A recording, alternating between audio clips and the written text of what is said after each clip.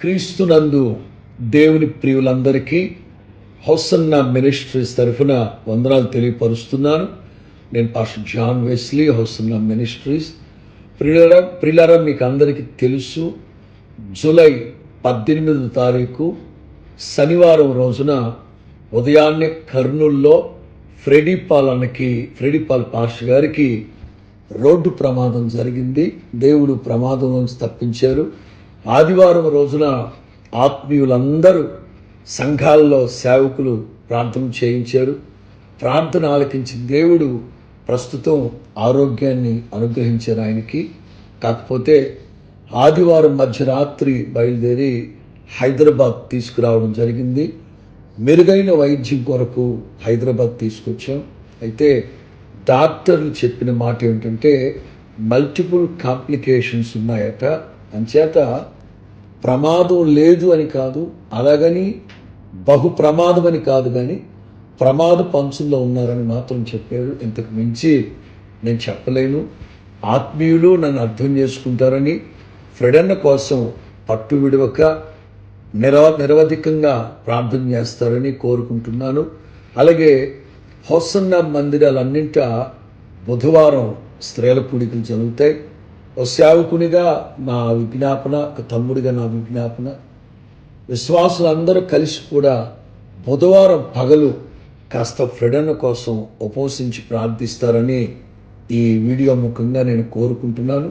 ఇప్పటికే మినిస్ట్రీలో ఉన్న సేవకులు, అలాగే బయట సేవకులైనా అందరూ ఫ్రెడన్నను ప్రేమించిన వారందరూ ప్రార్థన చేశారు. ఈ 3 రోజులు సోమ, మంగళ, బుధవారం వరకు 72 గంటలు గడవాలన్నారు. లక్షవారం నుంచి మిగతా విషయాలు చెప్తానన్నారు. ఎప్పటికప్పుడు ఫ్రెడన్న ఆరోగ్యం యొక్క తాజా విషయాలు మీకు నేను తెలియపరుస్తూ ఉంటాను.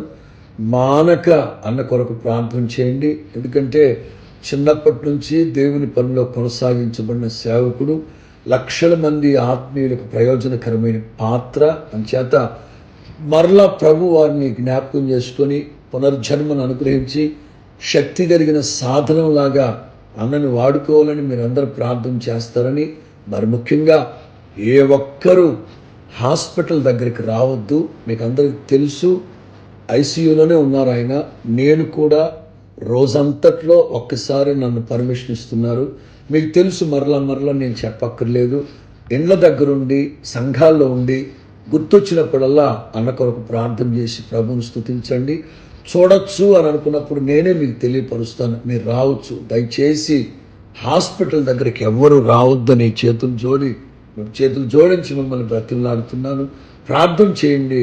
నేను కూడా మీతో ప్రార్థనలో ఏకీభవిస్తాను. తిరిగి పాత ఫ్రెడన్న మనం చూడాలి, ప్రభు పరిచయలో వాడుకోవడం చూసి మన అందరినీ నిండు మనసుతో ప్రభువును స్తుతించాలి. యెషయా గ్రంథంలో ఉన్నట్లుగా స్వస్థత నీకు శీఘ్రముగా లభిస్తుందని, సేవకుల యొక్క స్వస్థతని, ఆరోగ్యాన్ని కోరుకున్న దేవుడు గనక మనం ప్రభు పాదాలు పట్టుకుంటే కరుణ కటాక్షం కలిగిన నా తండ్రి దీర్ఘాయువు వాత్సల్యాన్ని చూపుతారు. నమ్ముదాం, ప్రార్థన చేద్దాం. ప్రార్థనలో కొనసాగండి. ప్రభు అట్టి ప్రార్థన ఆత్మని కృపని మనందరికి అనుగ్రహించును గాక. God bless you.